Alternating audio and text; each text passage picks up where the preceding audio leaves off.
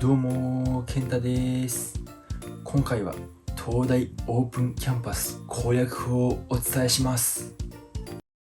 東大健太チャンネル。来週7月10日の土曜日、11日の日曜日に東大のオープンキャンパスがオンラインで開催されます。例年ですと東大の本郷キャンパスでオフラインで行われるオープンキャンパスですが、今年はこのような事情もあってオンラインで開催されるようです。オンラインということでメリットもあります。通常ですと高校生や既卒生、東大の受験を目指している人だけが対象のオープンキャンパスですが、今回はどのような人でも参加資格があるようです。これを機に東大の授業に興味がある人、東大ってどういう大学なのか知りたい人は、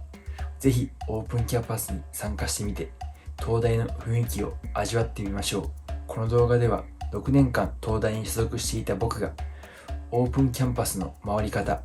おすすめの企画等を紹介していきますので、ぜひ最後まで動画をご覧ください。それでは見ていきましょう。はい、それでは公式サイトを見ていきましょう。権利の関係上、この動画で公式サイトをお見せすることはできないので、皆さんはご自分で公式サイトの URL にアクセスして、ぜひ公式サイトを見てみてください。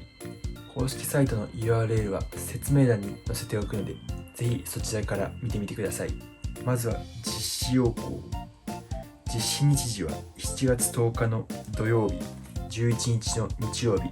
それぞれ午前10時から午後6時までです。説明会、模擬講義のライブ配信、録画映像配信やオンライン質問会等を中心に実施されるようです。実施場所はオンライン。この後説明しますが、いろいろなツールを利用して開催されます。対象は主に東大の受験を予定している高校生や既卒の方々ですが、今年度に関しては実施がオンラインのため、東大を目指す受験生以外の方も参加可能と記載されています。つまり高校生より下、小中学生、また東大が気になっている大学生や社会人の方も参加することができます。ただし参加登録は必要です。一部の企画は参加登録なしでも参加可能と書いてあります。全体の定員はありませんが、企画によっては定員があるものがあり、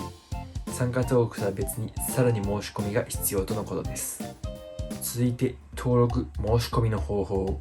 詳しいことは大学公式のはじめにというページを参照してほしいのですが、今回のオープンキャンパスでは YouTube、Zoom のウェビナー、バーチャル SNS クラスターというツールを使います。この動画を見ているあなたは YouTube を普段からご覧になっていると思うので、 YouTube の使い方問題ないとは思います。Zoom に関しては初めて使うという方も多いと思うので、事前にしっかり準備をしておきましょう。登録は任意ですが、事前にアプリのダウンロードが必要です。参加登録の流れ。オープンキャンパスに参加するには、まず参加登録をします。次にタイムテーブルで、事前申し込みが必要とされている企画に参加したい場合は、その企画に事前申し込みをする必要があります。参加登録、さらに事前申し込みをすることで、入場証や受講証を受け取ることができます。当日はそれらに表示されている入場すると書いてあるボタンから参加をするようにしましょう。参加登録期間はオープンキャンパス当日の7月11日日曜日まで。事前申し込みの期間はオープンキャンパス1日目の前日の7月9日の金曜日までとなっております。特に事前申し込みが必要とされる企画に参加を希望している方は、早めの申し込みをお勧めします。参加登録が必要な企画の参加登録情報や参加日程の修正・キャンセルはマイページから行うことができます。ではここでタイムテーブルを見ていきます。それぞれの学部、研究所や部局がいろいろな企画を出していて、どれに行こうか迷っているという方も多いと思います。見たい学部や企画がある人はそれらを見に行って、ぜひ自分の目でその学部の良さを見てみてください。どの企画に行こうか迷っている人、とりあえず東大がどんなところが知りたいというような人に向けて、僕が文系、理系分けてそれぞれおすすめの企画を紹介しようと思います。まずは文系。僕がおすすめしたいのは模擬講義です。やはり日本一の大学ということで、東大の講義がどのようなものか知りたいという方も多いと思います。内容を理解するということは二の次にして、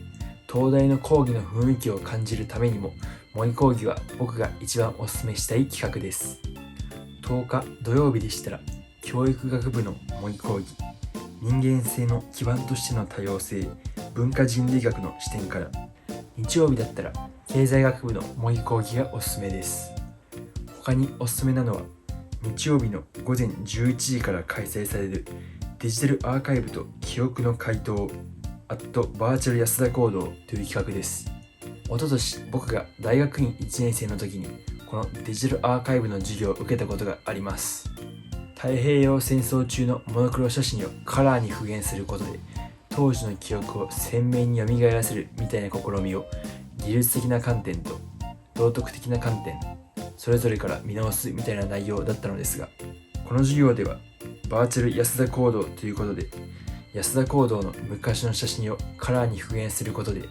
東大の歴史を紐解いていくみたいな内容だと思います。東大の歴史を知りたい方、東大の研究の最先端を知りたい方、どちらにもお勧めできる企画だと思います。続いて理系の皆さんに向けて、理系の皆さんにお勧めしたい企画も文系と同様、模擬講義です。理系の場合は文系と違って全学部が模擬講義を実施しています。まずは自分の興味のある学部の模擬講義を覗いてみることをお勧めしますが、それでも迷うという方は日本最難関東大医学部の模擬講義に参加してみることをお勧めします。僕も高校生だった時に医学部の模擬講義に参加したことがあります。当時は医学部の一番大きい講堂で実施されたのですが、日本最難関の医学部というだけあって内容はあまり覚えていないのですが、その講義の物々のしさ、教授の凄さ、医学部を目指す受験生のレベルの高さ、いろいろなものが伝わってきました。オンラインということで雰囲気を完全に感じ取るのは難しいとは思いますが、それでも日本一の医学部の講義を受けてみる価値は、医学部を目指す方はもちろん、それ以外の方にも価値はあるのではないかなと思います。他にも土曜日、日曜日両方に開催される工学部の模擬講義、